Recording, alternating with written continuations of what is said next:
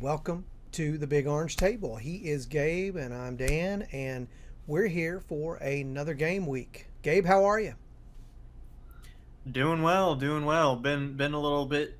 I guess the Georgia game was just so heartbreaking. We had to take a little bit of a respite before we got back into it. But no, that's not Yeah, why. Obviously, we would have been right back here the day after if we could have. But you were out of town, and so we had to wait until this moment to finally get our piece in about it. But other yeah, than that, yeah, doing well. I think I've yeah. finally recovered. Well, finally somewhat recovered from that, and just excited to watch Tennessee play a semi-competitive opponent again.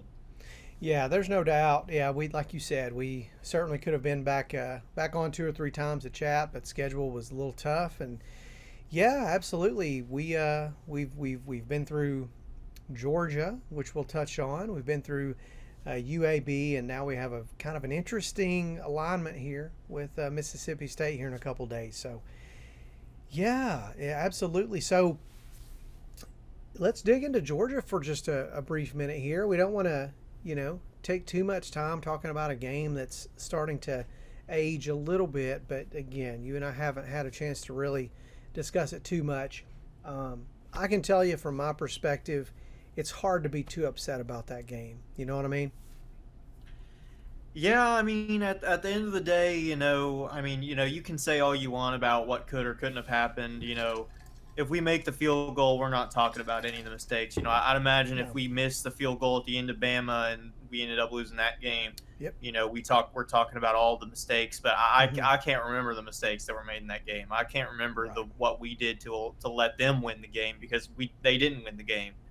Similar if we beat them here, if Max Gilbert just makes that field goal, no matter Hmm. what decisions Josh Heupel makes or didn't make, no matter what plays our guys did or didn't make, we're not talking about those things Right. because we won the game. So, Yeah. we were that close. We were this close. I mean, in my opinion, probably in my lifetime, I think that's got to be top five, if not probably top three for me personally. Most Mm, heartbreaking losses in my lifetime. I cannot yeah. remember a game that I was more really upset over losing than Hmm. that one because of just how close you were and how much it means to, Yeah. how much it would have meant to the program and to the fans to beat Georgia in that moment.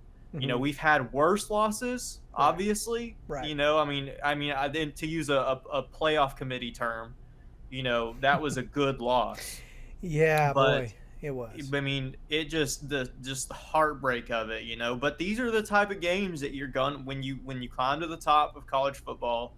These are the games that you're gonna have more often. Bama and Georgia Yeah. have traded these games for the greater part of 6 or 7 years now, and those teams have those fan bases have had to deal with that. So if this is something we have to deal with as a result of finally reaching the top tier and being Yeah. able to play with anybody in the country. Even if we end up on the wrong side, that's just football. So I'll take that. It is, and there's no real true consolation prizes in football, right? I mean, but yet we can list some that we can kind of take that way. Like you said, a good loss, boy, that's a hard one to swallow. It's really weird. I didn't take this one as hard. I think because, to me, we did not beat Georgia, but for all practical purposes, we beat Georgia. You know what I'm saying? Like we had them beat. They were beaten.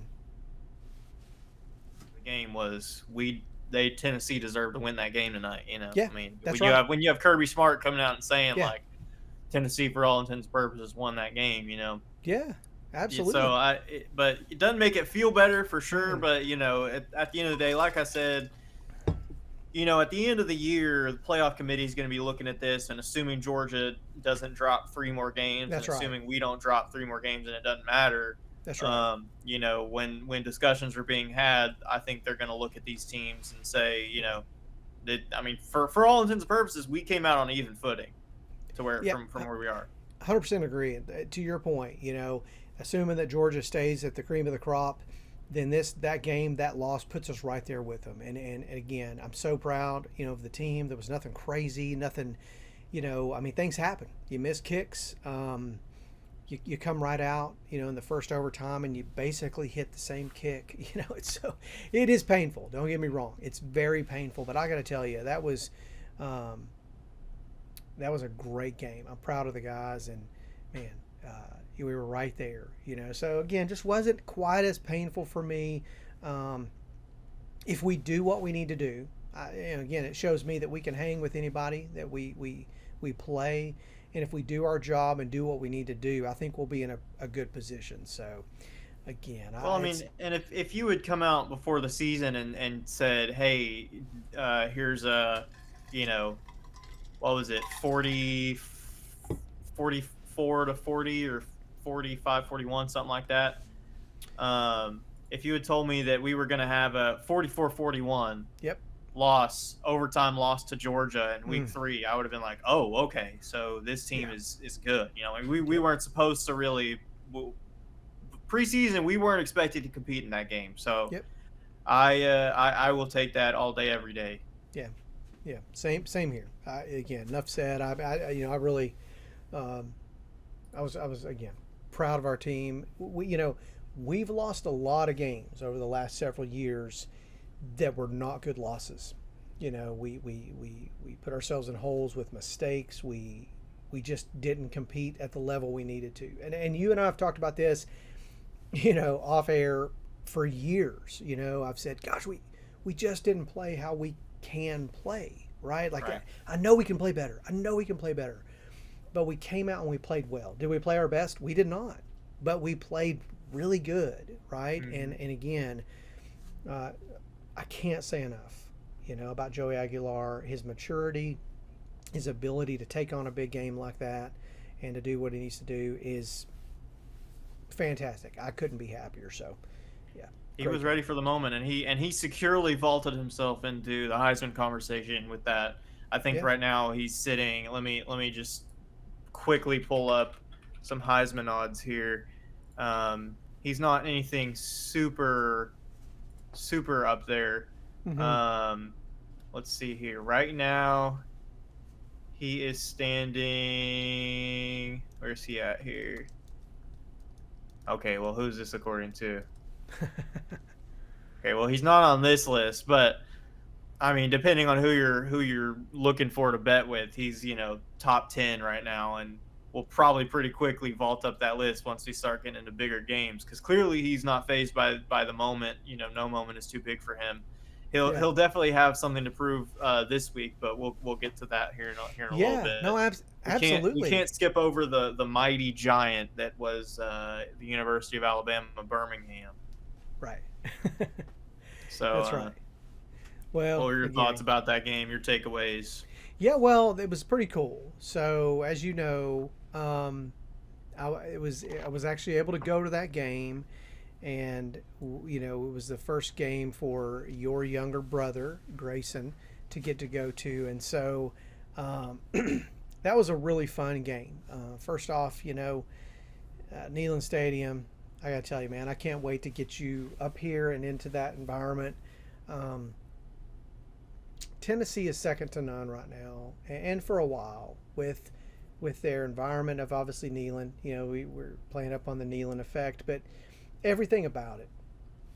Tennessee has an amazing marketing and media team. So prior to the game, during the game, all the media, all of the environment, it really just adds to the experience. And so that was pretty special, to get up there and get in that stadium this year for that game. And it was a good game. It was one of those that was never in doubt. You really loved seeing some of those quick connections, some of those quick passes, those deep passes for touchdowns to start. It was really nice. Then you and I have talked a lot about luxuries. I feel like you and I, we've talked about that. It's been kind of good to have the luxury to be critical a little bit this year. So you start to maybe be a little bit critical of some of the second half performance. Again, I know we're getting deeper into the depth chart, getting more experience. I told you I didn't want to harp on it too much, but I'm not a huge fan right now of some of the what appears to be weakness of our zone coverage, the middle of the field especially. Again, as you pointed out earlier when we were chatting, we're deeper into uh, our bench, and so look, great game overall, but again, kind of a luxury to be able to be a little bit critical. I'll go ahead and throw this out there now. I don't want to be one of those people. Not a big fan right now of what I'm seeing from Jake Merklinger. We haven't really. I was hoping to see a little bit more of George. Well, see George really at all in that game. Yeah, exactly. I felt like would have been a great opportunity, but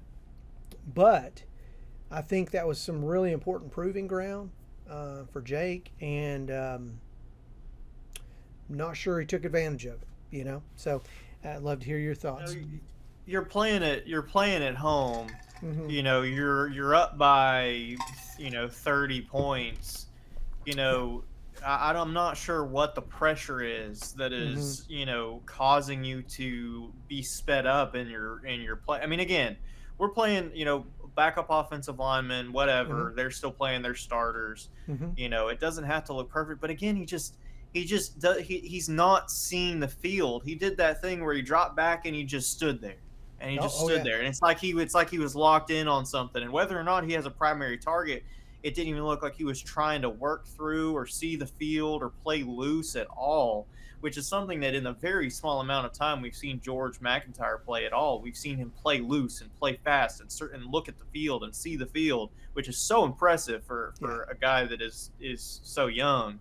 Again, it's in garbage time, so everything with a grain of salt. But yeah, Jake everybody's starting to notice it too. Like he just doesn't. Everybody talks about in practice and stuff, his competitive mindset and he kind of plays with.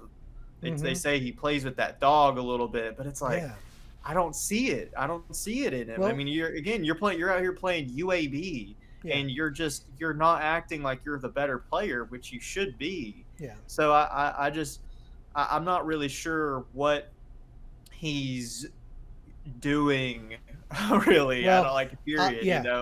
I can tell you what I saw. I mean, again, ironically, we talked about this leading up to the first game or two, what we might or might not see out of Joey, and thank goodness we didn't, and we discussed the fact that we didn't.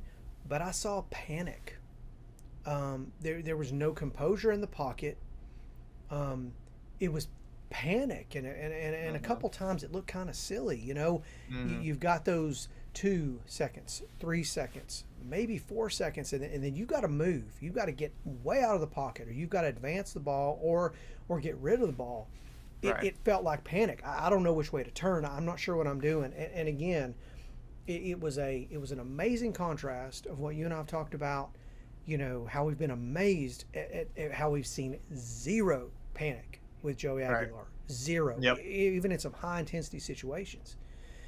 But I saw panic Saturday and it just didn't feel right.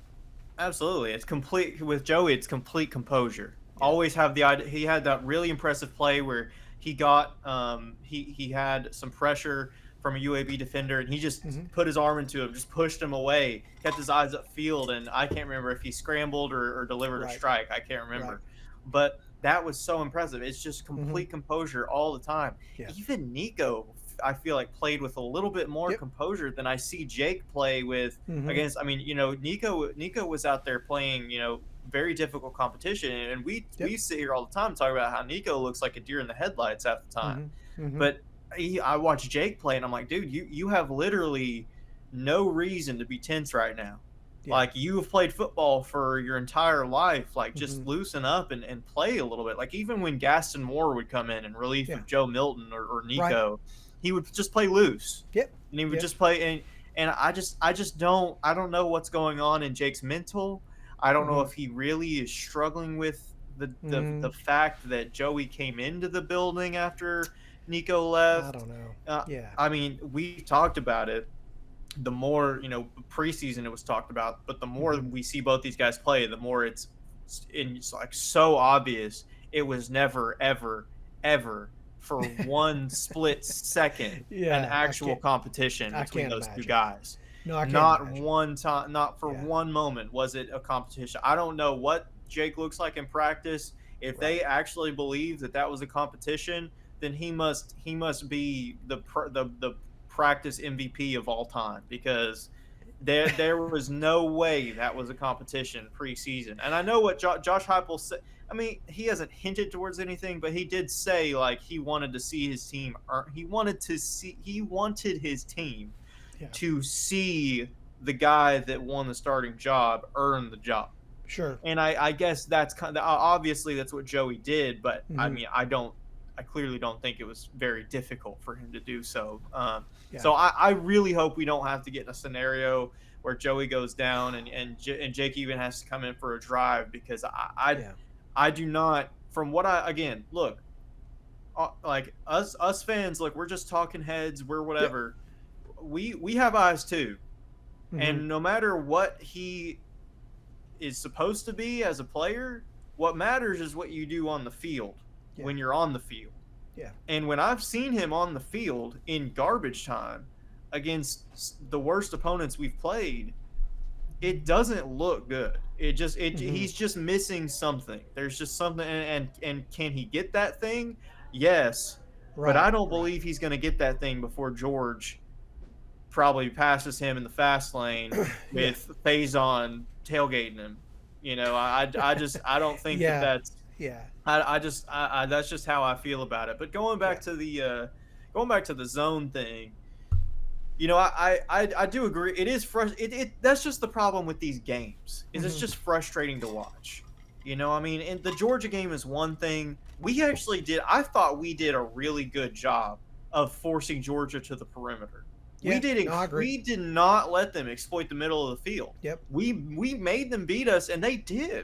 That last Yeah. touchdown that they threw to tie the Right. game, Yeah. that was a perfect throw You and can't a throw better. perfect route and a Yeah. Yeah. perfect catch. That wasn't even bad coverage by Ty Redmond. No. That was No. just that was just perfect. That was just a Yeah. team going for it and That's and right. and taking the chance, and they just Hmm. did it. We see They this did it. all the time in high profile games. We talk about the Bama and Georgia. We've seen this Yep. time and time again. The teams Yep. are just going for it, and it just works because these guys are elite. Gunner That's right. had a great game. He He did. really did. I mean, he rose to the moment, and Hmm. he had a great. I don't think that it was a thing like, oh, we made him look good. Like, No. no, he played an Nope. excellent game.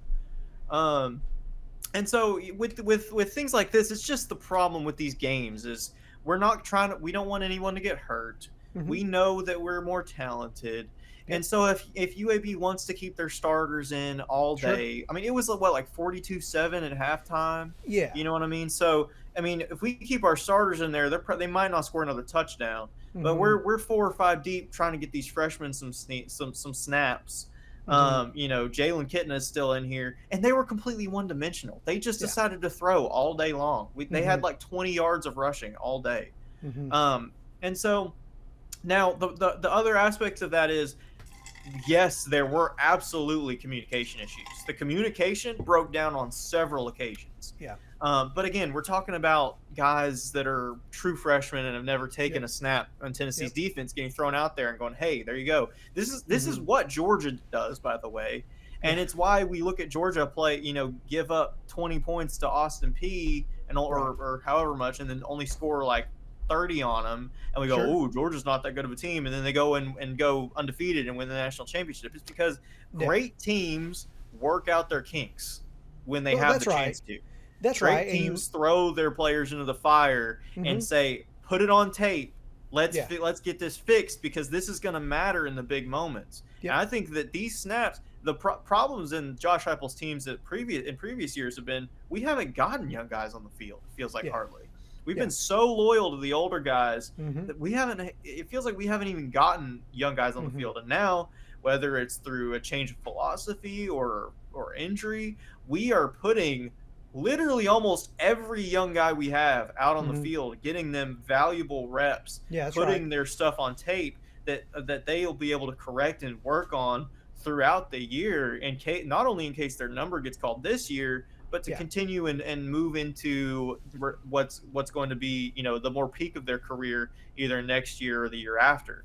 that's right. So it's I think it's like, you know I think it's like don't hate the player, hate the game kind of a deal, because it's Hmm. like, yes, there were communication breakdowns and it's Yeah. frustrating, but that's more of just a product of this kind of game rather than Hmm. any problem with I Tennessee. I mean, people were still yeah. coming out of that game going, "Oh, Tim Banks and blah blah blah." It's like I these know. guys have never seen the field, I know. half Yeah, of and you're them, right. You're and right. and as well as the fact that UAB was throwing all those junk formations they Yeah. hadn't put on tape. You know what I mean? I mean, again, you say why don't you adjust to them? Again, we're playing different guys every series.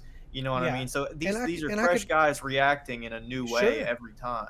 Yeah, and I could be wrong, but I don't think any of those garbage formations really threw us. We had some breaks in communication. We had some missed assignments, but I don't think it came. I don't believe it came through any of those weird formations. It was just more of a standard sets I think they that we just scored on a couple of them. did. I thought they were Hmm. the standard formations that we blew some coverages on. No, Either it way, was. go ahead. Oh, I was just gonna say it was.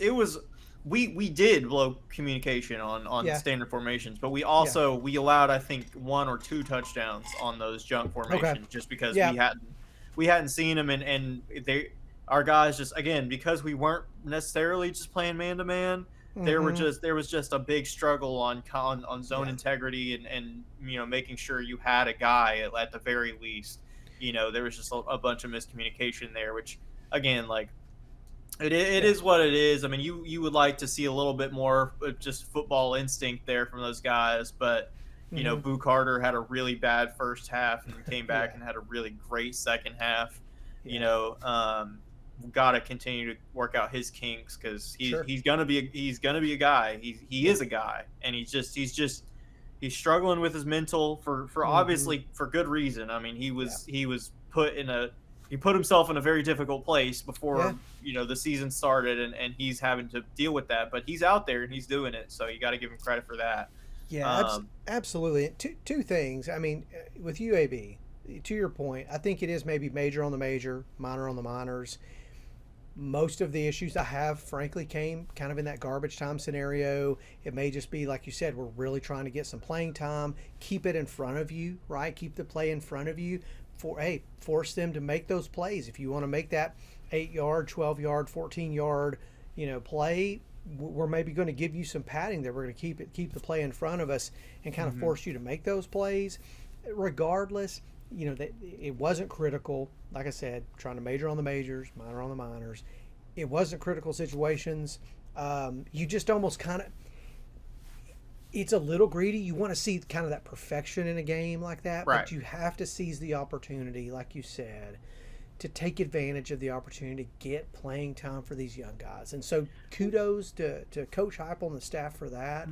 Mhm. Again, something tells me if things got a little hairy during that game, I think we would have responded. Last thing I really want to mention about this game, we can keep talking about it, but one thing I want to mention, kind of along the same lines of when you really need to perform versus kind of, look, we feel pretty good about the game. We're going to kind of change our script a little bit.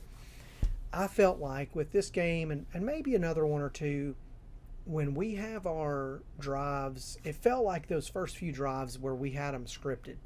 I think Mhm. scripted. Those couple, We do script. I think it's pretty well known oh, at this point that Josh Heupel scripts opening drives, and even maybe second half opening drives. phenomenal. I felt like maybe the first two drives, if I can't recall specifically of this game, I think when we have scripted drives, so far it feels unstoppable, right?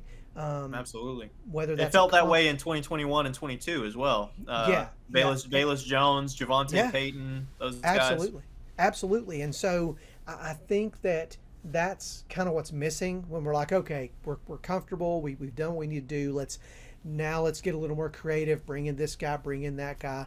Let's go to work, right? Let's try to work on building some investing in time with players and situations. It's maybe not as fun for the fan, right? Like I'm just being Definitely not. completely honest. It's just not as fun as those scripted drives where we've got you know your top players making making the plays. Hmm. It's been phenomenal. So I'm trying to be, have some integrity. Be like, I get it. I understand maybe why it's not as enjoyable. But Right. man, it was a beautiful thing to watch. That's something that really stood out to me. Those first couple drives in that game, and maybe the first drive or two in the second half, when we're scripting our calls, unless we have a mistake, man, we're really tough to beat. Absolutely. Well, and somebody pointed out, I'm not sure who, but somebody pointed out that it seems like Josh has made a change in his philosophy as opposed in these games to not just, I mean, we still are putting up crazy points, but to not just Sure. completely go gas, gas, gas, gas. Right. I'm going to Right. bury him, and then, like to we see it. Like I said, we see it with Georgia.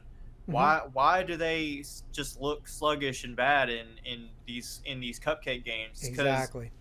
he's putting his team in hard scenarios Yep. so that they Yep. can learn and get better. That's right. And I think Josh is implementing some. He's. I think this is, to be honest, this is probably the first year that I have personally noticed Hmm. a major Josh Heupel change in the Hmm. way he coaches. Yeah. We've seen it. I mean, they said it. Him and Joey Halsley basically said, okay, after Ohio State last year, we sat down and said or maybe it was Kelsey Pope that said this. I can't remember who said it.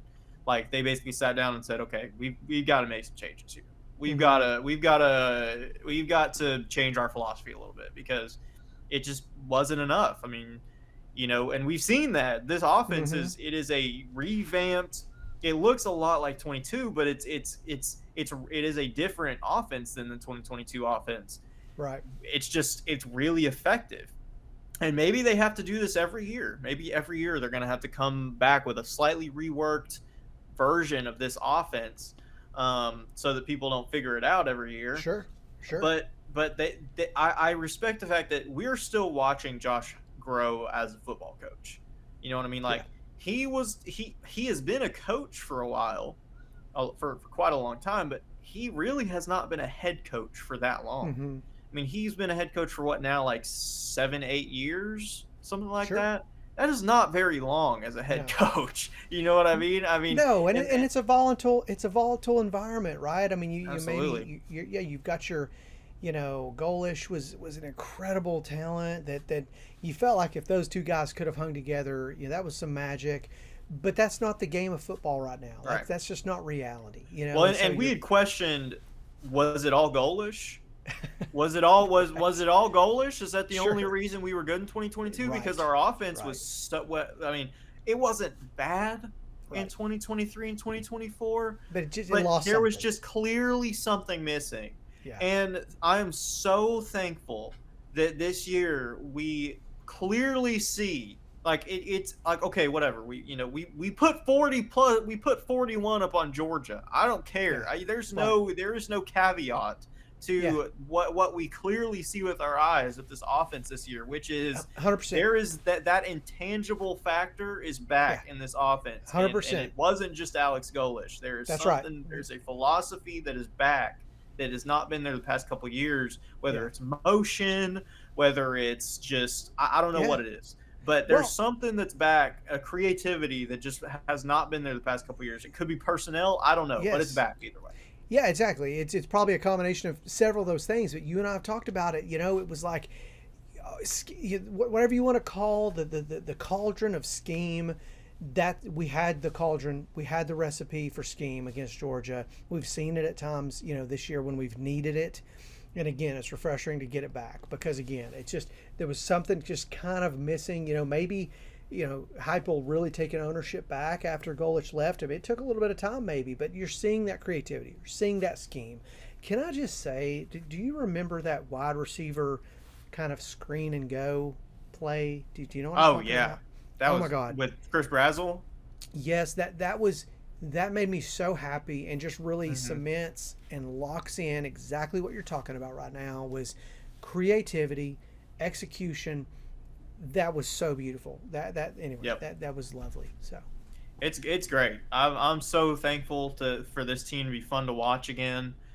It's I'm very glad because this was not going to be a make or break year. Mm-hmm. Nobody Mm-hmm. coming into this year had sky high expectations. The Yeah. expectations get higher now for Yeah. sure. But nobody coming into this year had sky high expectations, and all I wanted was a team that was fun to watch, and we're getting that. I mean, Joey Aguilar has already submitted himself as a Tennessee legacy player. He 100%. is just, I mean, he didn't have to beat Georgia to do that. He basically he did for all. Joey beat him for all That's intents right. and purposes. That's right. Um, but if we take care of business Yeah. the rest of this year, we're in the playoff. I don't care. We take No, care of business, we're I in. agree. And 100%. and Joey gets remembered as a guy that really helped us stay at the same level. I mean, this was supposed to be not I don't want to say a rebuild year. This was going to Yeah. be a bridge year to Yeah. George McIntyre and Faison Brandon, big time Yeah. quarterback battle. Get reload, that sort of thing. Yeah. It feels like we're playing with house money. Okay. And for a couple reasons, which we're going to get to the new SEC schedule, for the next several years. This year there weren't super high expectations. There's always high expectations, not super high expectations, but it feels like we're playing with house money. It's all kind of upside, not a lot of downside. I say that until we drop 4 games, and then there'll be plenty of downside. But you know what I'm saying. I mean, it's upside from here, and so that feels good. I've got to ask you one more question. I'm so sorry to bring Georgia back up, but you kind of alluded to it there, where Aguilar basically had him beat.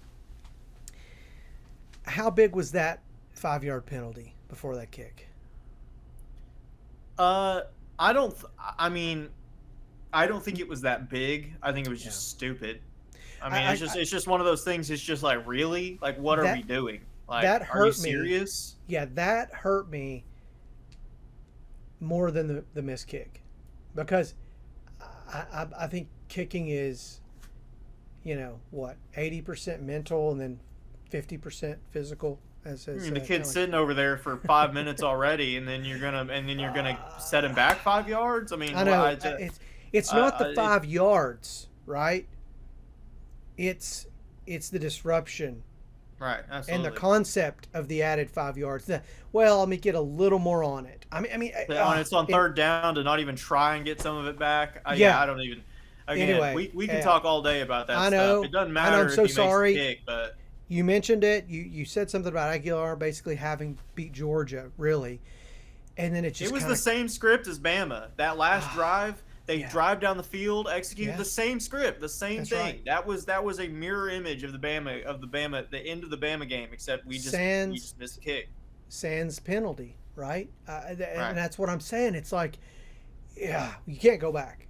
I wish we could. You can't go back, but I It's just feel still like it genuinely hurts to it still hurts to think about it, and so I just yeah. choose not to because it's Same here. I know. like I said, top five or top three most I know. I painful wasn't gonna. I wasn't gonna go games back I've. there.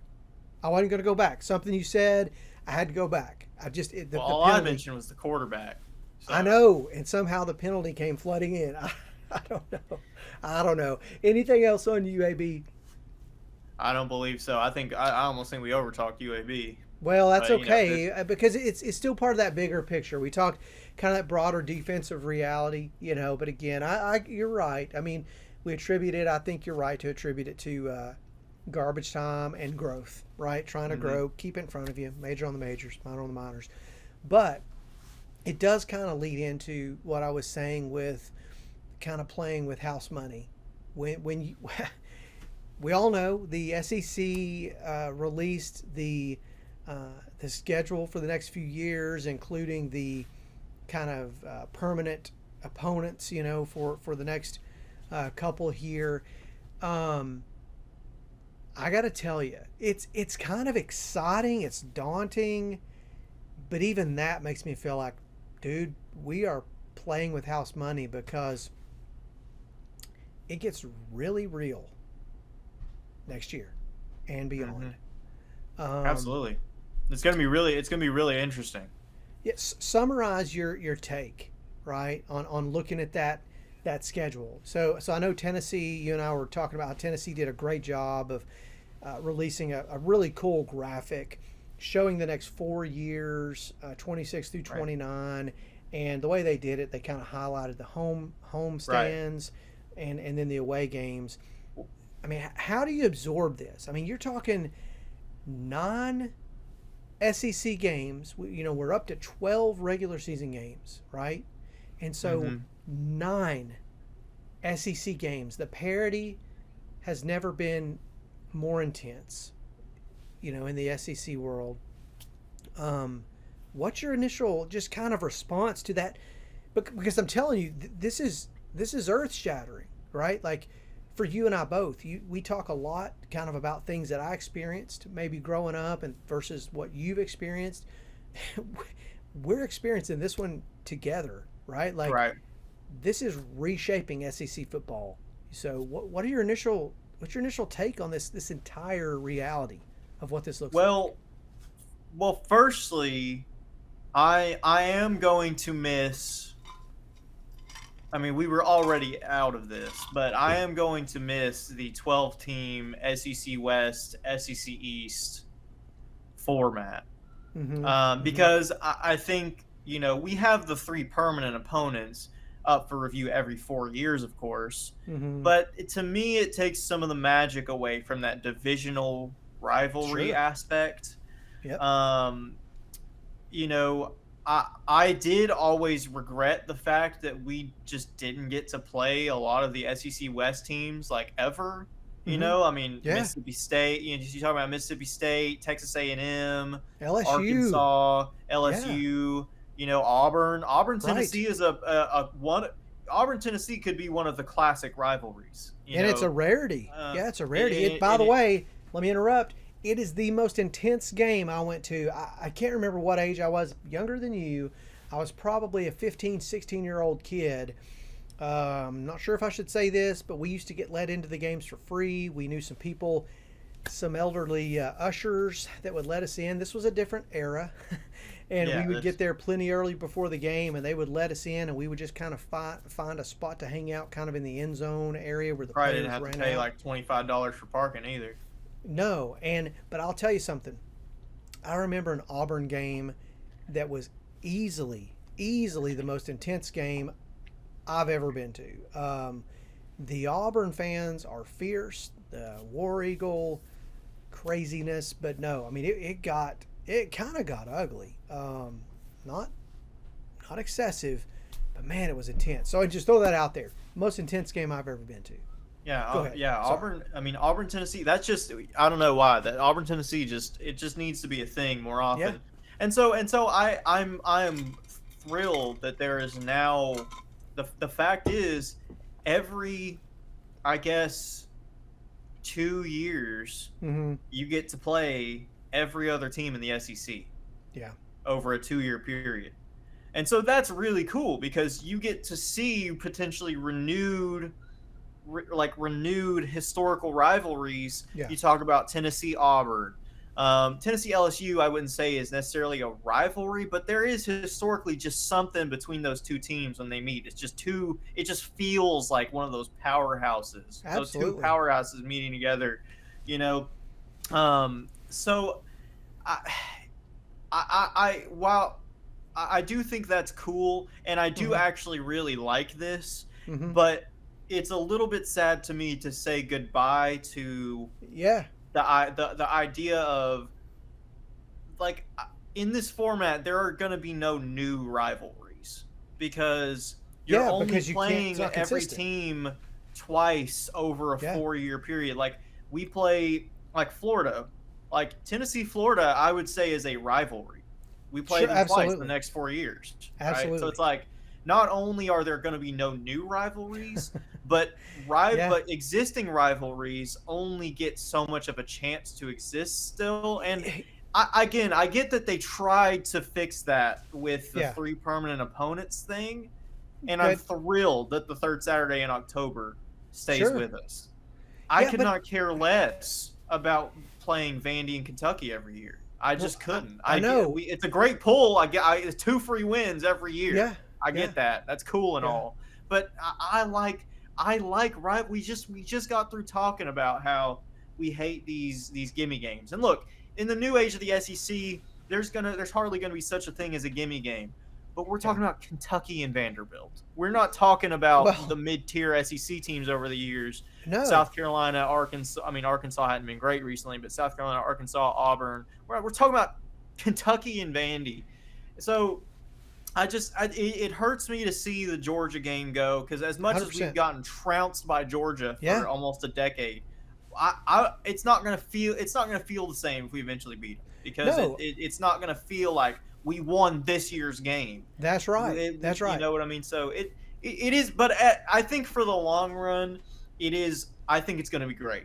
And Well, the pair, it's going to be a lot of fun to watch these games. And bigger mm-hmm. picture, playoff wise, we were talking earlier Mm-hmm. that you know there's probably not really going to be such a thing as like an 11-1 SEC team anymore, or an undefeated Boy. SEC team, or maybe even a 10-2 SEC team. Yeah. You're talking about the top team in the SEC is probably going to be 10-2, and the Yeah. other 3 or 4 probably that are going to get in the playoffs are all going to be 9-3, because that's Yeah. just the way it is. You're Well, playing 9 SEC games, and you have to schedule another Power 4 mm-hmm. non-conference game. Yeah. So that's not a cakewalk either. You're talking about No. maybe 2 of those bye games, right? Where you're paying teams to come in for a free win. Basically, you got less time to work on your Yeah. team, less breaks in your schedule.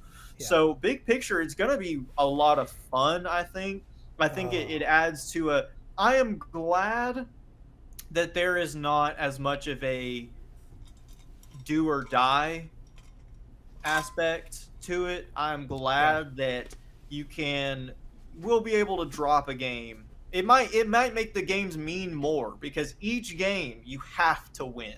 No, I But at agree. the same time, if you drop one, you're not like in 1998, if Tennessee beats Mississippi State and then goes to the Fiesta Bowl and loses, they're not getting in the national championship. Right. That that that would kill a modern day Tennessee fan. That Mm-hmm. would that would we no we wouldn't we could not survive. I don't know why that's the case with the way we are nowadays. We would just not be okay. We would hate that. Sure. I think anybody could admit that they would hate that. Yeah. So I think it's going to be good. It's more of an NFL type schedule, and people aren't going to like that. But some people aren't going to like that. But I think it's going to be really fun to get to play all the competition that exists inside your own conference, because at times it felt like, why are we even in the same conference as these teams if No, we're just never ever going to play them? I agree with that. But I got to tell you, you know how we've talked about how, here's my equivalency. You know how we've talked about that we went from, nope, we can't pay the players, to this wide open NIL world where it's just bananas. There's no ceiling, there's no restrictions. That's kind of the way I feel like from a fan perspective. It's like this is our equivalency. I mean, just look at the 26 schedule. Just look at our home games for 2026. Alabama, Auburn, Kentucky. Kentucky plays us hard, whatever. LSU and Texas. That's just our home games. Our away games, Arkansas, South Carolina, Texas A&M, and Vandy. Like, Congratulations. Now this is shut up about the 4%. Shut up seriously. about the 4%. That's done. Congrats You're done. on your your I aligned, generational home yes, slate next year. I aligned with you prior to this schedule announcement. Now shut up and ask for a 10% increase, because you feel guilty. You deserve to pay more. This is insanity, right? And then next year, just quickly, home games: Florida, Mississippi State, Ole Miss, Vanderbilt. Okay, whatever. Plus a But you're on the road. Georgia Tech at home as well that year. Yeah, you're on the road with Alabama, Georgia, Kentucky, Missouri, and Oklahoma. I mean, this is crazy. This is madness, and that's what I'm saying. You and I are getting to experience this, different generations together. I'm not even sure if we realize how big the implications are here, because like you alluded to, I've been a firm believer. I stood strong for the last, since the playoffs started. do not even talk about being a 3-loss team and getting in the playoff. It's not happening. It shouldn't happen. It's morally wrong. You need to repent if you even suggest it. To your point, this changes everything. And now you're going to have multiple 2 and 3 loss SEC teams who have a legitimate claim to be in the playoffs. I'm not sure how that aligns with other conferences who maybe don't have this reality at hand, because it's going to be, we've just got 2 losses, and it's like, who have you played? Right. And a 3-loss SEC team is going to have a legitimate stance to be ahead of a 2-loss or a 1-loss team in another conference. And so, well, honestly, I like the way this pans out, because realistically in the ACC, you're going to have probably 1 or 2 teams. There's going to be, if you happen to have 2 great teams in the ACC, one of them is going to win the conference and be in. I mean, I don't know if they're doing automatic bids this year, but right. One of them is going to win the conference and be in most likely. And then if the other one is great or good, you can put them in as well. Big Ten, they're going to have probably 2 or 3, and the SEC will probably have 3 or 4. I mean, the playoff committee pretty much promised the SEC that strength of schedule is going to be a major aspect in their decision making, because I mean, it is just true. It is like, look, there is parity in all of college football now. Like, there is. However, that is still going to be relative in itself, according to each conference. Like, look, I mean, we saw it with Syracuse. Like, Syracuse has got some good money. Like, that still couldn't buy them a football team that could beat Tennessee. That's just going to be the way it is. And Syracuse stomped on Clemson. And I get Clemson struggling right now, but Clemson has like one of the top 5 most talented rosters in the country. They stomped on Clemson. So that win looks pretty good, even though Stephen Jelly got hurt, which I really hate for him. It's a pretty bad Achilles injury. But so it's like, it's still going to be relative to each conference, you know? Yeah, 100%. And 100%. so, but it's a different reality. I think that's the biggest thing. It's a unique reality that, again, I really feel like even discussing it now, I'm just continuing to absorb. No one has lived through this yet, right? No one has. Every one of us are getting to experience this new era of the SEC for the first time in a modern era. So I'm going to go ahead and give a score prediction for the Texas-Tennessee game next year. I think it ends up being, I'm going to say 28-24 Tennessee. Okay, wow. Like, hold on, I got to write this down. All right. Tennessee, that's going to be Texas. The first time Texas ever has traveled to Knoxville. It's going to be that's going to be incredible. Like, I don't even care, like, whether Texas was in the SEC or not. I still don't view them as an SEC team. Honestly, somehow I view Oklahoma as more of an SEC team than Texas is already. I don't know why. But SEC or not, I mean, you cannot ask for a better rivalry to bud than Tennessee and Texas. The battle of the battle of UT. I mean, that is going to be incredible. I am so excited. I mean, the battle of UT, the battle of Orange, whatever you want to call it, it is. That is part of why I don't love this. That's one of my hesitations with this format. Is you got to skip a year. Tennessee and Texas should be playing every year.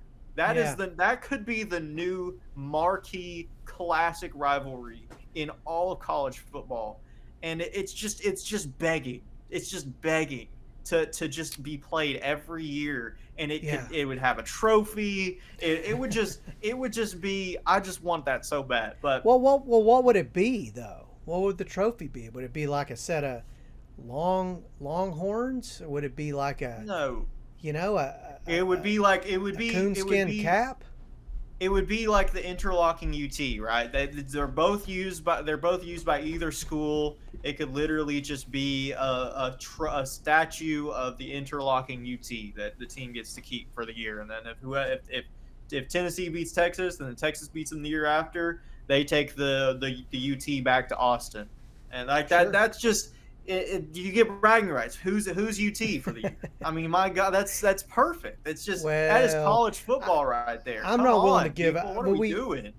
but we know who the UT is, so I'm not. I don't think we give that up. But either But okay, way, well that's fine. But I would be okay with putting it on the table for the sake of a beautiful rivalry between two sure. blue bloods of the sport.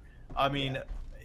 Texas is a bit newer, obviously, than some of the other blue bloods around the country, but I mean, it's Texas. It Yeah. is. You know what I mean? It's so I'm so excited for that game. Yeah. No doubt. And of No course, doubt. I'll be traveling to College Station and Yeah. to experience Kyle Field, Sure. and 28. the yell leaders and all that odd stuff. Um, Yeah. Yeah. but I'm thrilled with the way this is going to look. The 4 years, it'll definitely change. We will not keep the same ones. I think we'll probably keep Bama, and we'll Hmm. probably get rid of Kentucky. There's no way Kentucky I'd say stays you're in right. there. No, I'd say you're Vandy seems like a must keep, but right. I think it also, pending expansion, maybe. Sure. Sure. Maybe they make it 4 permanent opponents, Oh my gosh. 5 Yeah. permanent opponents, Right. something like that. Sure. They've talked about right now the popular choices to add into the league are maybe Virginia, North Carolina, I mean, teams in that area. at what point Um, does the NCAA go away and it's just the SEC, right? I mean, come on. This well, is SEC getting plus ridiculous. Big Ten. I know. I know. Those are the two. Those are the two big. Those are the two big. Oh, speaking of Virginia, they are going into overtime against Florida State currently, Ooh, tied at 35. So we'll see man. if FSU can leave there alive. That'd be huge. That would be a disastrous loss for Florida State. Yeah.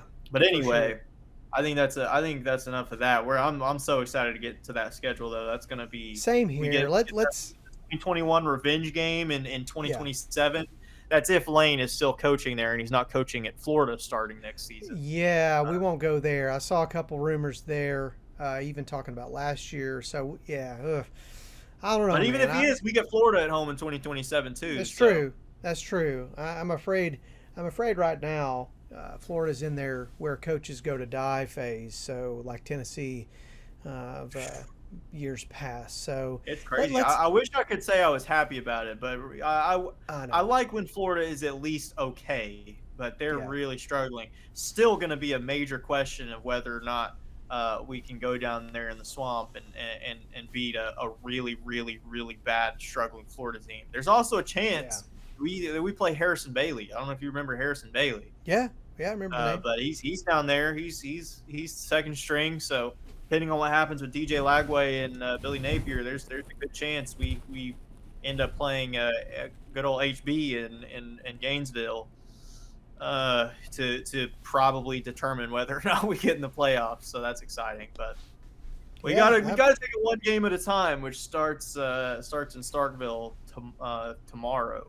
It does. We kind of have to come off of the mountain of what might be back down to what I was saying was our kind of our house money season. And again, that's not necessarily true.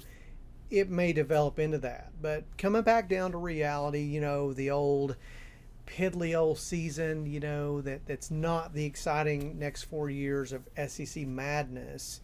We do have a pretty exciting game turning into that anyway with the old Mississippi State coming up this Saturday. I mean, this one's kind of interesting. You and I have talked about this. You talked about it a few weeks ago, probably off the show and probably on the show, that this one, I think you've had this one kind of keyed up in the back of your mind for some time now. Yeah, I was worried about this one. Well, the way I said it was that I would probably change my terminology a little bit. The way I Mm-hmm. said it was that I thought that this was going to be Tennessee's big trap game to Yep. look out Yep. for. But at this point, this doesn't even look like really a trap game. This just looks like it could just be a competitive game. And for the reason that Mississippi State looks a lot better than certainly they did last year, but also I think that they also do legitimately have Tennessee's attention. I think Tennessee is not overlooking Mississippi State. Not that there's anything to look past them towards since we got a bye Sure. week next week. But I don't. I think if Mississippi State comes out and looks, just horrifically awful like they did last year, maybe there's not the same level of intensity in this game. But I was still worried because at the end of the day, you're going to a place you don't normally play at. It's a pretty Sure. far drive or flight, whatever, further than they normally go, in a pretty unfamiliar environment. This is just one of those games, where it could just be unpredictable, especially Yeah. nowadays in the SEC. Even if Mississippi State wasn't good, you just never know. We beat them last year. Maybe there's a little bit of, Blake Shapen Mm-hmm. wasn't their quarterback. Maybe he's got a bit of a chip on his shoulder. He was hurt for our game last year, and they got trounced. So maybe he's got a chip on his shoulder for that reason. So Sure. because of all that, even preseason, it was kind of nobody was talking about this game. People were talking about Oklahoma, but now Right. Oklahoma is ranked in the top 10 and has what looks like one of the most dominant defenses in all of college football. So you're looking at that now as like a big primetime matchup as opposed to like a game Tennessee's got to be Sure. careful with. Nobody was really talking about this one. This is the one that I initially had circled as like, ooh, this is the trap game for Tennessee. And I Yeah. still think that's the case. I mean, is this going to be the most? Is this going to be the? This still could end up being the least competitive SEC team you play this year. Sure. You Sure. know, give or take Arkansas, give or take Kentucky. Right. Neither of those teams are in a great spot this year so far. Florida, of course, but I'm not even going to include them because we know we go, like I said just a moment ago, we go down to Sure. Gainesville, and it doesn't matter if, it doesn't matter if Gibbs High School is playing, is playing opposite Tennessee in Gainesville. Sure. There's just something about that place. And you say there's something about that place. It's the swamp. Everybody has difficulty there, but Absolutely. it's just been Tennessee's just been really bad for a long time, and it's just been really difficult for Tennessee. So So I think the question is it's kind of like Vanderbilt right now.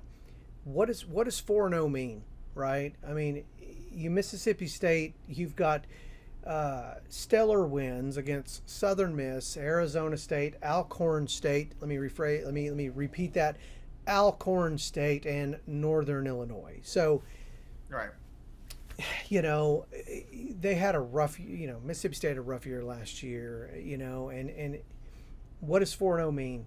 I'll tell you, hope means something. We've seen it across lots of different sports, but certainly football. When you've got hope, you've got belief. TCU or something like that, it can mean something, right? And so, to your point, man, I'm with you. This is going to be really interesting, really telling. I kind of, like I said, I feel the same about Vanderbilt right now. What are things really going to look like when the competition heats up a little bit? And so, man, this one's going to be interesting. I can see I can see it going either way. I can see it well, being and again, this is our first road game of the Mhm. year. So Yeah, how does personally, like how many tests does Joey have left to answer sure. and pass? I mean, Hmm. he's passed every test we put in front of him so far. I have no reason to believe that he is going to flinch in this moment, but I don't know because I haven't seen him do it. Of course, he went into a couple of environments, like North Carolina or Clemson when he was at Appalachian State, but it's just different because now he's playing for the big dogs. He's playing for the team that, like, when he played at Appalachian State, he wasn't the quarterback for the team that the other team was hungry to take down.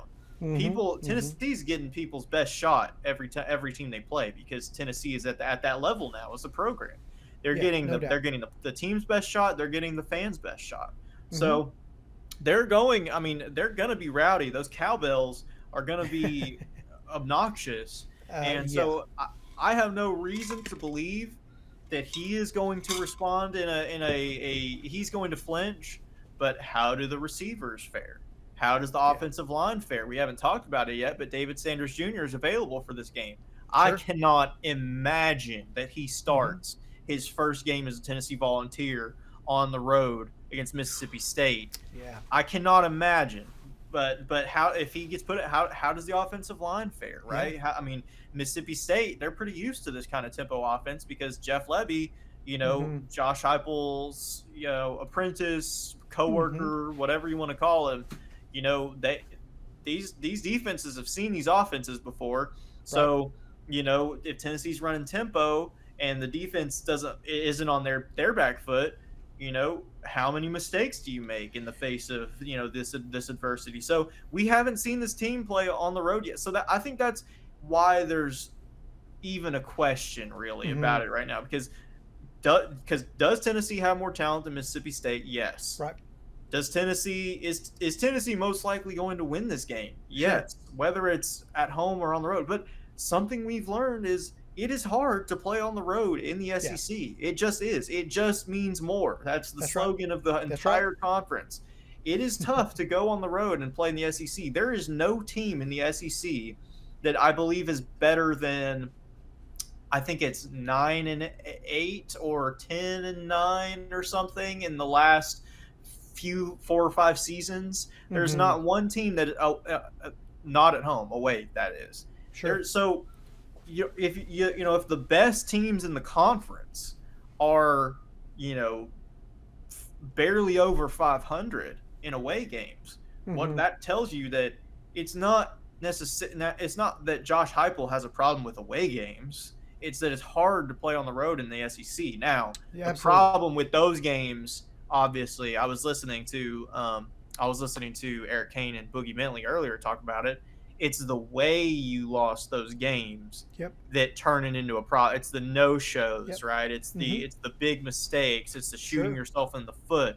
That's where we start to go like this is kind of becoming a pattern where That's once or right. twice a year we really we just don't show up and Yep. we sure it's hard to play on the road but like we aren't even competing here. What's going on? 100%. So Yeah. Different so team we'll scenario. see. It's like what? Yeah. It's like a Exactly. different team shows up. Right. But this Mississippi State or not, look, this is not necessarily like Kentucky. It's not like going to Kroger Field.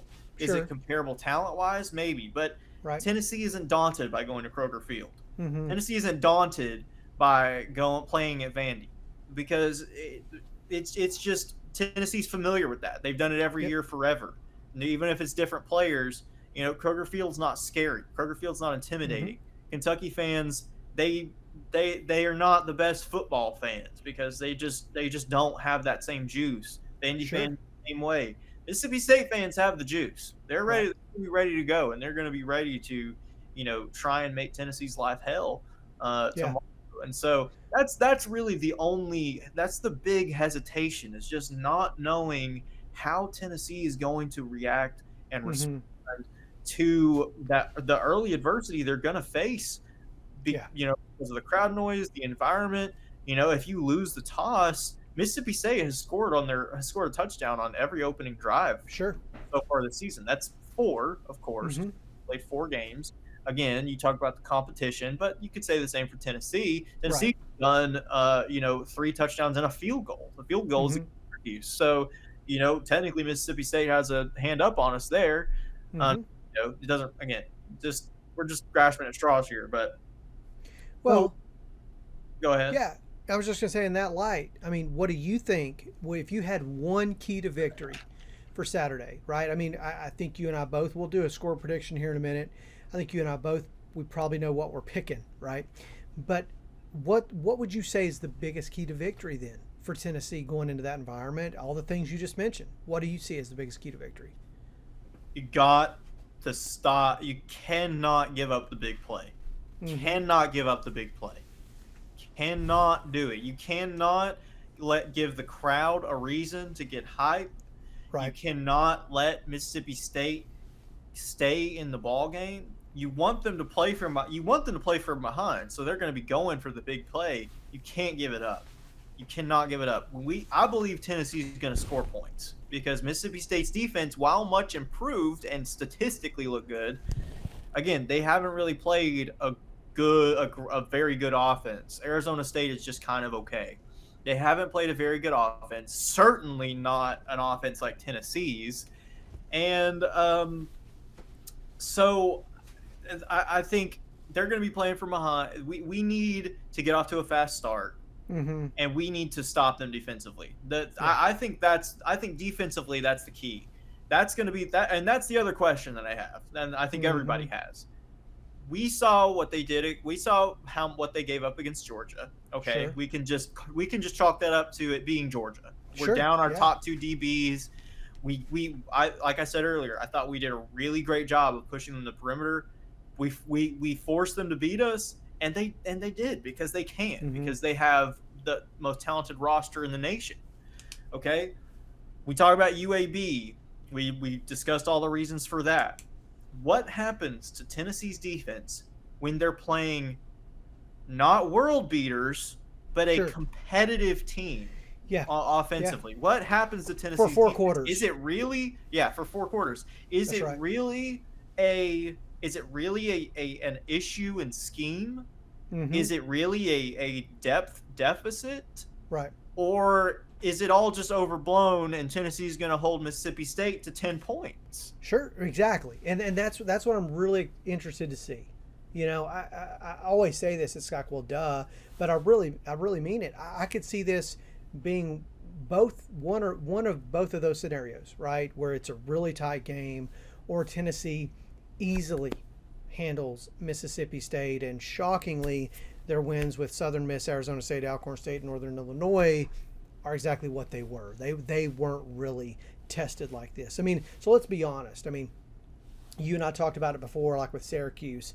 Mississippi State is playing an awfully big logo this week, right? That they're playing an awfully big logo in Tennessee, and I think, you know, for me, that's going to be hard to overcome.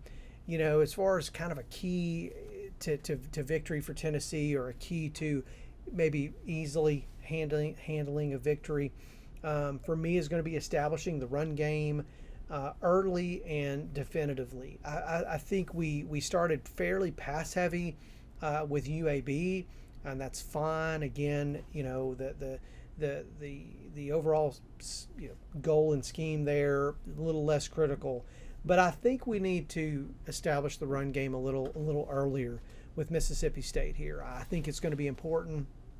Obviously, it's going to open up the passing game, and if you can do that, if you can establish the run game, if you can open up the passing game from that run game, and if your defense can make some key stops early, I think it's going to be a long day for Mississippi State. So that's just kind of my 2 cents. I would like to see Star Thomas on the field first. Yep, I think that might happen.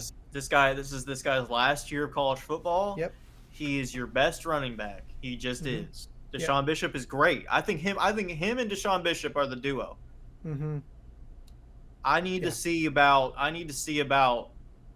45% Star Thomas, 35% Deshaun Bishop, sure, and about 20% Peyton Lewis. Yep. If even that much. Peyton Lewis, look, this has not been his year so far. Not that it can't be, but you've got the guy, you know, throwing a tantrum on the sideline, talking after the game about how frustrating it is because, you know, how hard it is to get in a rhythm because there's a three-headed running back. Sure. But dude, you're not seeing it right. Like, at the end of the day, the other guys are performing and you're not. Right. The other guys don't have a problem getting in a rhythm. The other guys go out there and perform and score tutties. Sure. And break tackles and hit the hole.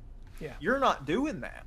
So if you want a chance to prove yourself, you do it when you're on the field. You don't go on the sideline, slam your helmet down because it's so frustrating, buddy. You're the one that's supposed to be out there performing and do it. Like look, I'm not an SEC running back, so I'm not going to sit here and, you know, try and coach up a kid that is incredibly talented.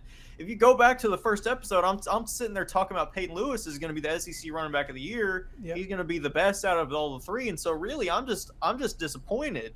Sure. That he clearly, everybody sees it. He's just not. I don't know if he's clearly putting pressure on himself to go out there and do something that he's just not getting done. The Right. other guys are just going out there and playing ball. And so Hmm. I don't understand his what's going on in his mental right now. He like I understand that it's frustrating, but Sure. you're a sophomore. You have time Yeah. to Well, go out here and improve your craft and to prove yourself. The world is not ending right now, but at the end of the day, you are literally getting even splits with these. You shouldn't even be getting even splits with these guys at this yeah. point, based on what you've shown throughout this Well, season. And but your we head also, coach is so gracious that's as right. to give you these snaps Yeah. because he loves his guys and he wants his Yeah. guys to ball out, and you Well, just aren't doing it. and but we also know he could have a breakout game in any stage, right? That's the beauty of it. But like you said, you've got to keep yourself in a level headed position, continue to make sure you have that opportunity, right, to have a breakout game and to do your best. Don't sabotage yourself. So again, we'll see. But yeah, I'm with you. I'm And with and you. I But hope that little pitch touchdown he got, not that he had to do much, but I hope that sure, that little pitch touchdown he got was enough to just brush a right, little of that pressure off of himself. sure, yeah, And so he had that run in the Syracuse game where he just mowed a dude over. yeah, And since then, he just hasn't had the vision. mm-hmm, That's been his only problem yeah, is he just doesn't have the vision. It's not right, like he's getting like look, I don't know what he's seeing, but it's not like he's not getting the same holes. It's the sure, same offensive line running the same yeah, plays. They're giving him the same opportunity, but he's not breaking tackles. yeah, He's not breaking tackles. He's not seeing if he has to cut it back or do it. He's not seeing that. yeah. And No, for so sure. I get the frustration, but all that just to say, I need more of Star Thomas and Deshaun. But we're getting into SEC play. We Mm-hmm. have a clear hierarchy forming. I need to see Star Thomas. If I see Deshaun Bishop on the field first, I'm not going to be mad about it. But I need to Sure. see Star Thomas second and not Peyton Lewis Yeah. because No, I hear you. at the end of the day, in my opinion, Star Thomas is the guy that gives you the best chance to go down there's about 5% more on Yeah. offense when he's on the field. It's There's not there's a huge, spark. No, there's a but there's spark. just an element there that isn't Yeah. there with Peyton Lewis. Certainly, Deshaun Yeah. Bishop he's a baller. He's been excellent in Yeah. rushing the ball, Hmm. not quite in receiving the ball, Yeah. but Yeah. he's Got to he's sure up he's some getting there. catches. He is wearing the gloves. He's not gotten a lot of chances since then, so Sure. he'll prove himself. But you know, I think that we gotta. Mississippi State gave up over 250 rushing yards to Arizona State. So Yep. we gotta take advantage of that. I mean, 100%. there. I think that Mississippi State is going to try and take away those big pass plays, Hmm. run it down their throat Yeah. You all can't do game. both. Yeah. Yeah. They can't do both. You can't stop the run and stop that pass. I mean, you're gonna, if we do our job, you're gonna find a weakness there that will be the Achilles heel for sure. Absolutely. So, other than that, like I said, I hinted at it already, but David Sanders is back for this game. Yep. Jackson Moy, perhaps Hmm. even way larger than that. Jackson Moy is back, a presence that has been so clearly and obviously missed in the Yeah. interior defensive line. I hope he has a great game. I hope he balls out. We are going to Yeah. need him for the rest of the season. Hmm. Man, we are going to need him. So I'm thrilled to have him back. Um, I mean, what can you do to make Mississippi State beat you offensively? Right. You probably don't want to leave it in.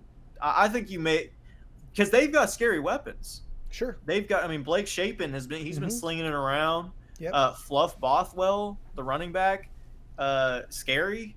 Yeah. Scary. I mean, we had a hard time bringing down what's his name, Willis, Hmm. Yassine Willis in week 1 against Syracuse. Very similar back, except he might be better than Yassine Willis. Yeah. So Yeah. And Shapen's got two interceptions. I mean, he's done a pretty good job protecting the ball. I mean, can we force some turnovers? There's going to be some things that'll be key, and I think we're going to know. I think we're going to know hopefully fairly quickly. I think the first half is going to be pretty telling as to whether we've got a four-quarter fight or whether we're going to handle this one pretty handily. So I don't know. I'm with you. I'm intrigued, and I think that regardless, kind of like I said, where Vanderbilt is and Mississippi State, and where Tennessee is, this game I think is going to do a lot to shape the trajectory, right, of kind of your goals and your hopes, for the rest of the season. Because I could easily see it if Tennessee does their job, handles Mississippi State. All of a sudden, here in a few weeks, Mississippi State's 4-3, 4-4, that sort of situation, or they're trying to have a Cinderella season. So, we'll see what happens, but I think that it's going to be a telling week either way. Tennessee having the bye after this week is good regardless. This season I'm so hopeful. I feel so good about it. Just hope we can keep that momentum going. It's got a real chance to be really fun. So well, and I'm excited to get back to just generating some momentum, because it feels like we don't really. It feels like we have momentum, but it feels like we have sort of an energy that's kind of still being kind of kept, because if we beat Georgia, we have all the momentum in the world. But we can feel good about how we did in that game. But aside from that, we just beat nobodies. So now we get in the SEC schedule, and we really got to start. We got to win in order to generate that momentum. This is, to me, this is a must-win for Tennessee. Like, you have to win this. No, I agree. Mississippi State's playing with house money. I mean, they've already doubled their win total for last season. They weren't expected to do anything this year. If you beat Tennessee, then you're talking about a program-defining victory for Jeff Lebby, and I'd love to see him succeed. I like Jeff Lebby a lot, but not at our expense. So you got to win this game if you're Tennessee to start generating that momentum. If you're going to the bye week feeling good. Yeah, if you're Tennessee and you lose this game, the season really does start to become in question. I mean, at that point, you can't make another single mistake and have a chance to be in the playoff, most likely, right? So, to your point, this one's big for Tennessee in the sense of let's keep that progress going. This would be a really bad week for Joey to not have a really strong showing, right? He's been so consistent and he's elevated his game week over week over week. It's got to continue this week. It's definitely, we can't afford to have any sort of setback there. So, well, and like we said earlier, like if Joey passes this test, that's it. I mean, you're talking about there should be no more questions about what he can do, what he's capable of doing. We should know what this team is about, and we should have pretty good expectations based on how this game goes. If we win this game, 31-28, I'm going to be a little bit cautious still. Like it's like, okay, we hung in there with Georgia, but you and me both. This could be an interesting year. If we beat them, if we head down to Starkville and beat them, 50-20, then it's like, oh, okay, I see, I see now. By the way, down goes Florida State in kidding. 2 overtimes against Virginia. So welcome to the SEC, Virginia, here in 2030. That'll be their year, but that terrible loss for Florida State. Yeah, this is what we've got to avoid, right?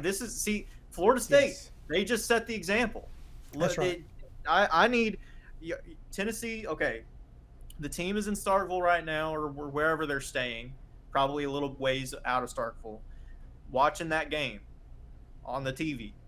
Okay, they see what just happened. Florida State just went into an inferior opponent's home. Florida State has all the aspirations in the world. They beat Alabama.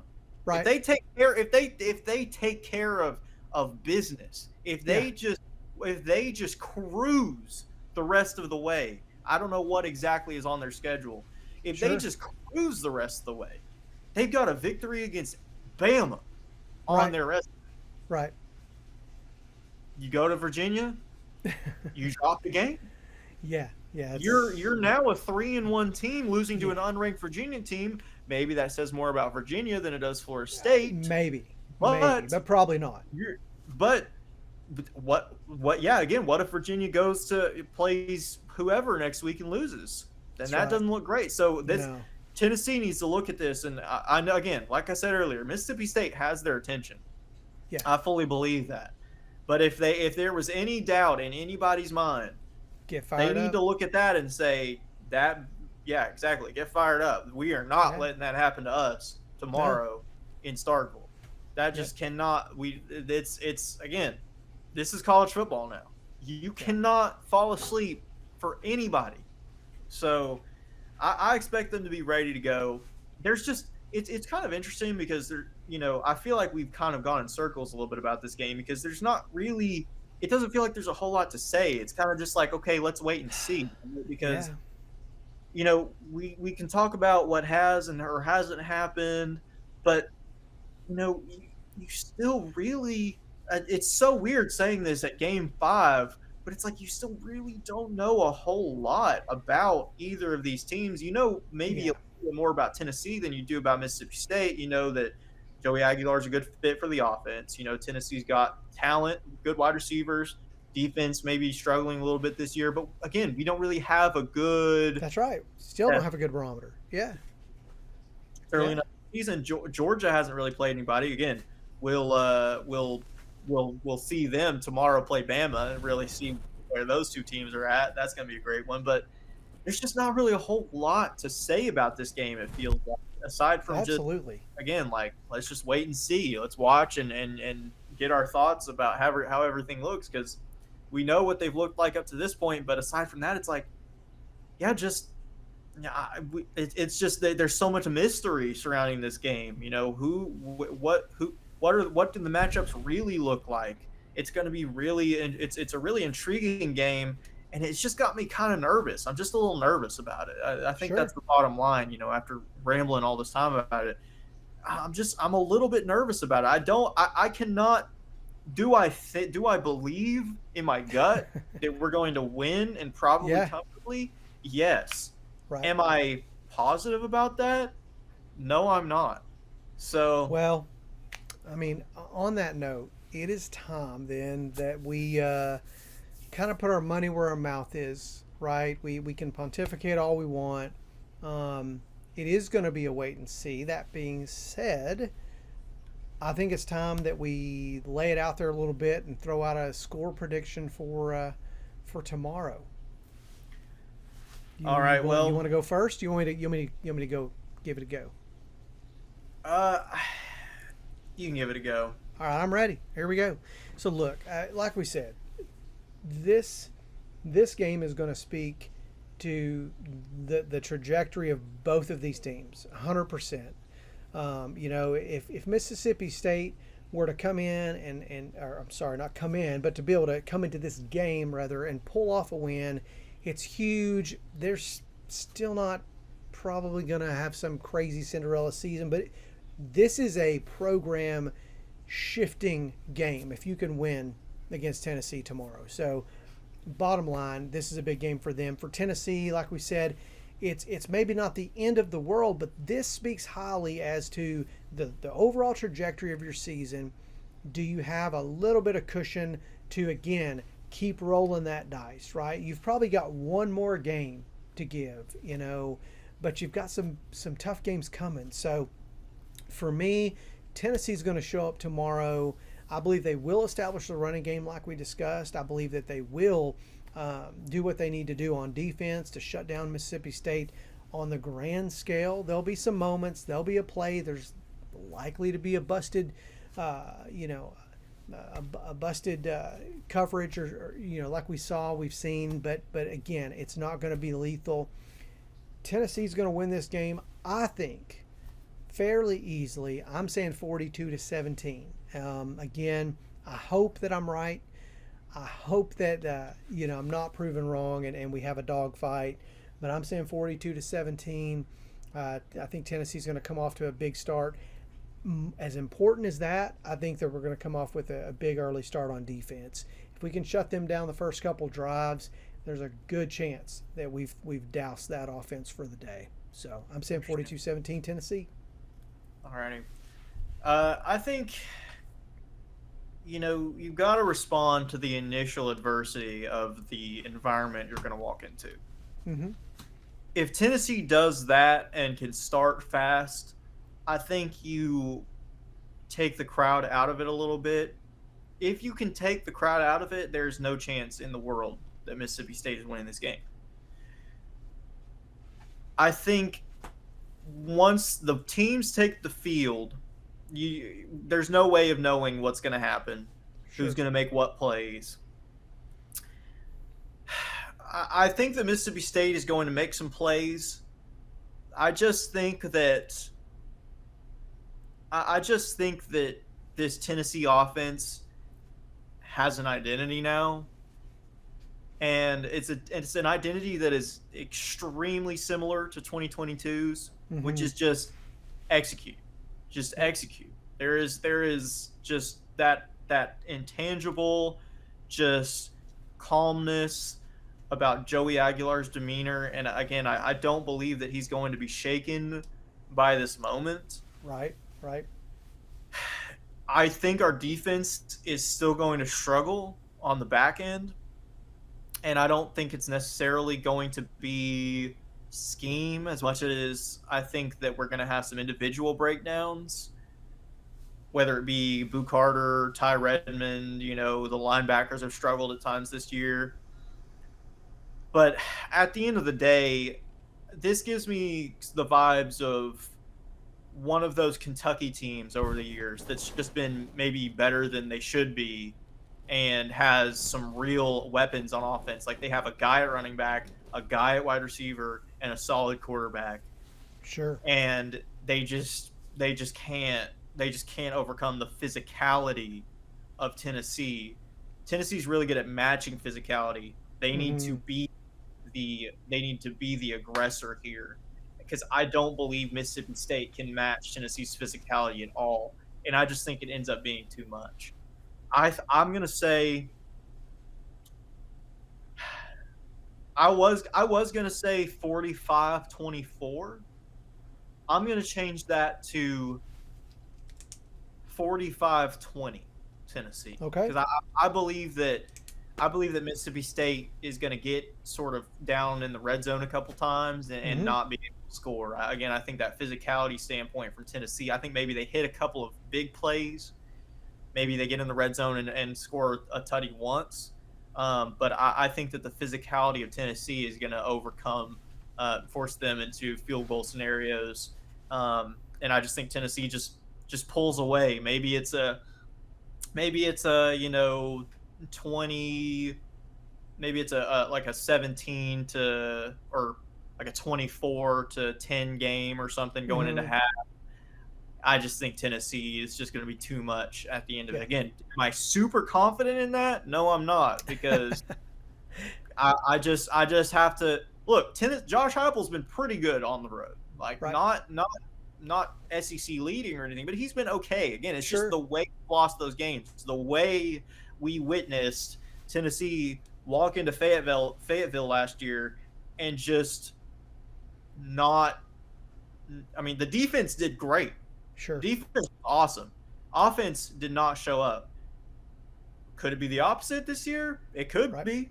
Mississippi State might drop 40 on us. I don't Sure. know, but I just think that this team is capable of responding in a positive way, and I think that they're going to do a solid job, and so that's why I have Tennessee 45 and Mississippi State at 20 points.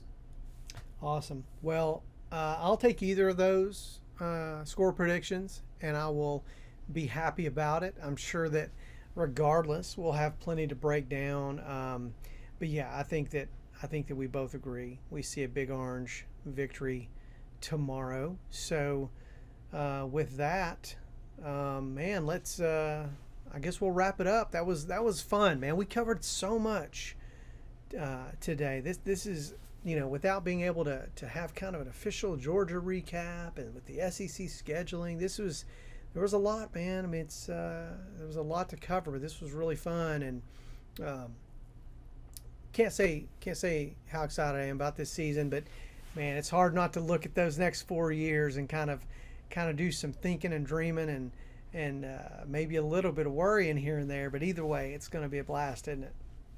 Absolutely, I'm very excited. I could do without Arkansas next year for the third year in a row. I don't know why we're doing that, but you Well, know, that, other than Arkansas, I'm pretty excited about the future of yeah, what we get to witness. The games we're gonna get to see. You know, yeah, our favorite team play. So agreed. Well, man, that's awesome. Well, as always, that was really fun. Super good time, and can't wait to do it again. Maybe we'll break down the game here in a couple days and go from there. But again, man, as always, good times, and we'll talk soon. Go Vols, love you, and yeah. all right, sounds good. Go Big Orange. Love you too.